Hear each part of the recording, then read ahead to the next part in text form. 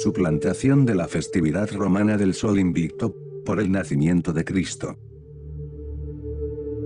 La adoración al Sol era común en todas las civilizaciones de su entorno, pero con diferentes nombres y tradiciones.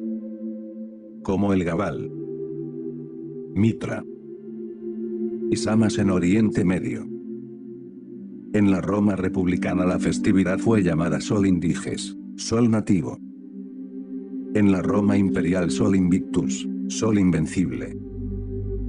Era la celebración del principio del solsticio de invierno. El término solsticio procede del latín solstitium, formado por la contracción de solis, sol, y la raíz stit, del verbo sistere, detener, es decir, sol detenido. Pues durante los solsticios el sol parece detener su marcha a causa del movimiento, distancia y posición de la Tierra. A partir de ese momento aumenta progresivamente la cantidad de luz, y el planeta recibe más energía solar tras meses de largas noches. Es un momento de vital importancia. Todos los seres del planeta comienzan a ser privados de calor y alimento durante el invierno. De enero hasta abril comienzan los llamados meses del hambre. Muchos animales se sacrificaban para no tener que alimentarlos en esos meses y servir a su vez de alimento junto a las cosechas de verano y otoño. Con el emperador Aureliano en el año 270 los sacerdotes del Sol fueron elevados a la categoría de pontífices y vinculados con la élite senatorial. En el año 271 se construyó un nuevo templo en Roma y se crearon juegos y espectáculos en honor al Sol. Acuñaron monedas con la leyenda Deus et Dominus Natus, Dios y Señor Nato, y con la frase Soli Invicto Comiti, compañero Sol Invicto. La inquietud de los emperadores sobre el aumento de cristianos en la administración y el ejército romano se intensificó. Los desafíos contra las órdenes imperiales y los sabotajes de los rituales y los sacrificios provocaron que Diocleciano acudiera en busca de consejo hasta el oráculo de Apolo en Dídima. La respuesta que obtuvieron fue que los justos sobre la tierra dificultaban la habilidad de Apolo para aconsejar. Las interpretaciones de los miembros de la corte de Diocleciano coincidieron en que se hacía referencia a los cristianos del imperio, causando las persecuciones contra ellos. A partir del año 315 empiezan a aparecer en las monedas los primeros símbolos cristianos. La moneda oficial de Constantino I dejó de grabar simbología e invocaciones relativas al sol desde el año 323. Se decretó el Dies Solis, el día del sol, como día para el descanso. En el venerable día del sol se dejará a los magistrados y al pueblo descansar, se cerrarán todos los talleres. Sin embargo, los agricultores podrán voluntaria y legítimamente continuar sus labores. La palabra Navidad proviene del término nativitas, natividad, nacimiento, y particularmente del nacimiento del Sol Invicto, que se celebraba el 25 de diciembre. No existen pruebas de celebraciones por el nacimiento de Cristo en los 300 años después de su muerte. Y los datos obtenidos para calcular esos hechos en el calendario juliano y gregoriano proceden del calendario solar egipcio. La fiesta de la Navidad era ya conocida por todos como el nacimiento del dios Sol. De hecho, no dejó de celebrarse. Y ante la imposibilidad de las autoridades por impedirlas, los líderes cristianos fueron usurpando dichas celebraciones, ajustándose a sus fechas y suplantando la natividad del Sol Invicto con conceptos e imágenes cristianas. A pesar de estar rodeado de consejeros cristianos, el emperador Constantino era creyente en las tradiciones de culto al dios Sol. Su sospechosa conversión al cristianismo se debe a un sueño o una visión que tuvo antes de ganar la batalla del puente Milvio, en el que vio una cruz frente al sol y una voz que le instaba a utilizar ese símbolo para vencer. Esto provocó que se utilizara el símbolo de la cruz en su estandarte y ganar la batalla contra el emperador Magencio. Esta visión puede haber sido inventada, mal interpretada o tergiversada a favor de los seguidores cristianos del emperador o en detrimento de un posible fenómeno meteorológico como un halo solar. La Natividad del Sol comenzó a celebrarse como una fiesta cristiana a partir del mandato de Constantino I. Tras su muerte en el año 337 se marcó en el calendario romano y años después fue instaurada oficialmente eclipsando la fiesta del Sol Invicto. Su hijo Constancio II mandó cerrar todos los templos no cristianos y del dios Sol, condenando a su vez la astrología y cualquier arte adivinatoria. El emperador Juliano II, apodado el apóstata por los cristianos, consideraba al dios Sol Helios como la única divinidad. El resto eran meras referencias de este único dios. Las inquietudes espirituales de Juliano lo llevaban hacia el saber de la filosofía griega de Pitágoras y Platón, al misticismo y a las prácticas adivinatorias. Detestaba por igual a los agnósticos, a los cínicos y a los cristianos, a los que consideraba ateos o creyentes irracionales. En su juventud recibió formación cristiana, pero criticó sus incoherencias y sus dogmas. Juliano estuvo también interesado en diversas religiones orientales como la de Mitra y Hécate, el sol y la luna. Uno de sus primeros actos como emperador fue proclamar la libertad de cultos y religiones, suprimiendo toda la legislación represiva que decretó el cristianismo para disolver las demás creencias y acaparar poder y devotos. Tras la muerte de Constantino, los líderes cristianos habían ordenado la destrucción de los templos del dios Sol, otros fueron convertidos en templos cristianos. Pero Juliano se reafirmó en su convicción de descendiente del dios Sol, acabando con el monopolio del cristianismo y restaurando los templos solares. Recuperó los inmuebles confiscados por los líderes cristianos durante años.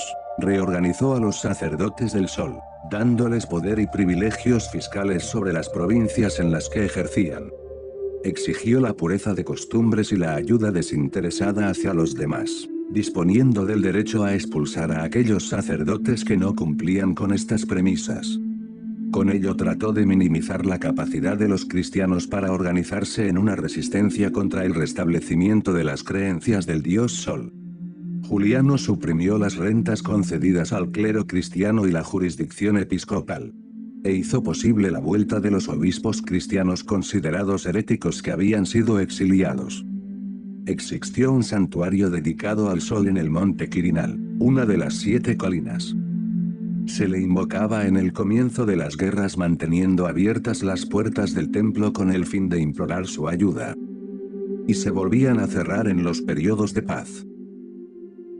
Joviano, emperador romano de creencias cristianas, decretó la pena de muerte para todos los que rindieran culto a dioses no cristianos o practicasen la adivinación. Ordenó también la confiscación de todas las propiedades de los templos no cristianos. Valentiniano I se mostró excesivamente duro en los castigos a personas acusadas de practicar la adivinación. La Guerra de las Estatuas fue un conflicto que se extendió durante el siglo IV por la exposición de la llamada Estatua de la Victoria en el Senado romano. Esta ofendía a los senadores cristianos que fueron ganando poder en la vida política romana. A medida que el cristianismo aumentaba, la sustitución de símbolos no cristianos era una constante. Constancio II retiró la Estatua de la Victoria del Senado.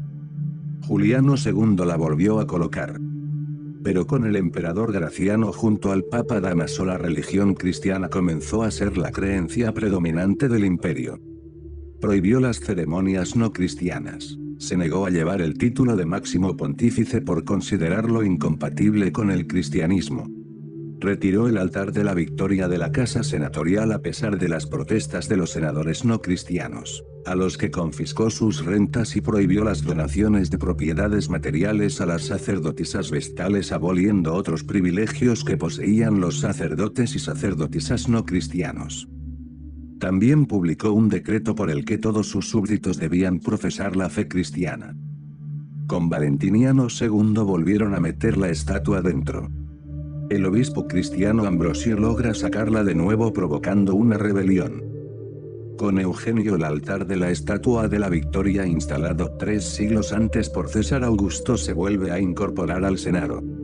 Pero tras su derrota ante Teodosio en una batalla marcada por acontecimientos astronómicos y meteorológicos inusuales en el año 394, se retira definitivamente del Senado. La fiesta de Saturnalia se celebraba del 17 al 24 de diciembre en honor al dios Saturno, con un sacrificio en su templo y un banquete público seguido de un intercambio de regalos en un ambiente festivo. Esta celebración era muy apreciada por el pueblo, se decoraban las casas con plantas y se encendían velas y antorchas para celebrar el fin de los días con menos luz. Se celebraba en honor a Saturno, dios de la agricultura y de las cosechas, finalizando así los trabajos del campo y la siembra de invierno. Durante las Saturnales algunos esclavos eran liberados de sus obligaciones. Y tras la Saturnalia el 25 de diciembre se celebraban las Brumales. Del latín brumali, invierno. En referencia al día más corto del año.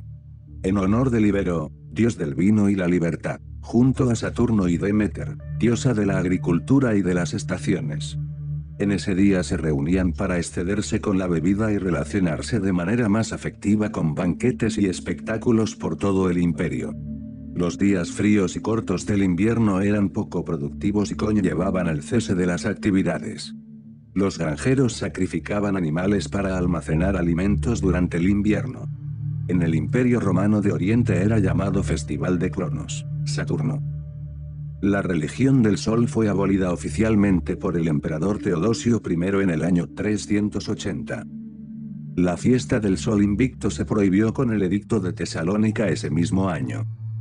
Teodosio estableció el cristianismo como única religión del Estado, considerando como herejías a todas las demás creencias. En el año 383 el día de descanso pasó a llamarse Dies Dominicus, Día del Señor. En el año 391 un grupo de obreros cristianos descubrió los restos de un antiguo mitreo en Alejandría. Entregaron los objetos de culto encontrados al Papa Teófilo de Alejandría, quien hizo que estos objetos se exhibieran por las calles y fueran ridiculizados. Los no cristianos de Alejandría se indignaron por este acto de profanación. Entre ellos los profesores del templo del dios Serapis, que enseñaban filosofía neoplatónica y teurgia, y que tomaron las armas y lideraron a sus estudiantes y otros seguidores en un ataque contra la población cristiana de Alejandría. Como represalia, los cristianos bajo las órdenes del Papa Teófilo vandalizaron y demolieron el templo de Serapis, y posiblemente parte de la biblioteca de Alejandría. En el año 530 el emperador bizantino Justiniano I permitía dichas celebraciones, pero prohibía los cultos e invocaciones al sol. Estas actitudes permisivas del cristianismo cambiaron en el año 692 con el concilio de Quinisexto, que entre otras prohibió la celebración de las fiestas brumales. Años después, en el 730, comenzaron las querellas iconoclastas en contra de las imágenes cristianas, causando la separación total entre las religiones monoteístas. Como sucede en muchas otras religiones, el culto al dios Sol Mitra se realizaba en montañas y cuevas naturales denominadas mitreos. El arquetipo de madre está impreso en las grutas y cavernas, lugares sagrados de transformación, del renacer del instinto o impulso que ayuda, de lo secreto, lo escondido, lo tenebroso. Quizá las guerras y el ocultamiento entorpecieron la transmisión oral de dichas costumbres. Con el paso del tiempo reemplazaron las cuevas por construcciones artificiales, habitáculos que simulaban cavernas oscuras carentes de ventanas, hasta la llegada de los templos. La fuente de todos los males incita al humano a las supersticiones materialistas, y las energías invisibles a todas las exaltaciones, falsos misticismos y el orgullo de elevarse sin frontera. El relato mítico del dios Sol cuenta que Mitra encontró al toro primordial cuando pastaba en las montañas, lo agarró por los cuernos y lo montó. Cuando en su galope salvaje la bestia lo hizo desmontar, pero el dios siguió aferrado a sus cuernos mientras lo arrastraba durante mucho tiempo, hasta que el animal quedó exhausto. El dios lo agarró entonces por sus patas traseras y lo cargó sobre sus hombros, soportando muchos padecimientos por el camino hasta su cueva. Este viaje de Mitra con el toro sobre sus hombros se denomina transitus. La interpretación basada en el simbolismo astrológico revela que representa al dios Sol Mitra doblegando a la constelación de Tauro y conduciéndolo hasta la casa de Aries en la cueva. Hacia el año 4000 a.C. el Sol estaba en Tauro durante el equinoccio de primavera. Debido a la precesión de los equinoccios cada 2000 años aproximadamente el Sol cambia de constelación, por lo que los astrólogos mesopotámicos señalaron con un relato épico el tránsito del Sol de Tauro hacia Aries. Entre los años 4000 y 2000 a.C. con la era de Tauro se inventó la rueda y la escritura. Muchos pueblos cambiaron a un modo de vida sedentaria, creando grandes ciudades y organizándose socialmente para dar origen a las civilizaciones. En la era de Aries, sin embargo, cobra sentido la aventura. Se dan las grandes narraciones heroicas como la Ilíada, la Odisea y la Eneida, vinculadas a la búsqueda del yo. Con exaltaciones al heroísmo, la tragedia y el dolor como momentos grandiosos en la realización del acto épico o sobrehumano. Se hace mucho énfasis en el cuerpo y la fuerza. Los líderes tratan de humanizar a los dioses y emular su poder. Los desafíos dominaron las diferentes esferas de la vida, como la creación de los primeros Juegos Olímpicos. Las guerras no eran mal vistas, impulsadas en Aries por su planeta regente Marte, dios de la guerra. No había uniformidad en la comprensión del mundo, sino sujetos que iban construyendo diferentes tipos de escuelas. Con la era de Piscis el sujeto se desvanece para impulsar la búsqueda espiritual del alma. Surgen sabios y profetas. Aparece Cristo y el relato del pasaje en el que da de comer a la multitud con 2 peces. La humanidad estaba aprendiendo a relacionarse emocionalmente con lo divino y el mundo. Se trataba de dar prioridad a la compasión y la sensibilidad espiritual en lugar de la acción de golpear a los enemigos. Pero el énfasis de la emotividad y la lealtad causó el comienzo del dogmatismo, la intolerancia y la persecución entre religiones. Llegó el día de los panes sin levadura, en el cual era necesario sacrificar el cordero de la Pascua, y Jesús envió a Pedro y a Juan diciendo: «Id y preparadnos la Pascua para que la comamos». Ellos le preguntaron: «¿Dónde quieres que la preparemos?». Y él les contestó: «Al entrar en la ciudad os saldrá al encuentro un hombre que lleva un cántaro de agua, seguidle hasta la casa donde entre.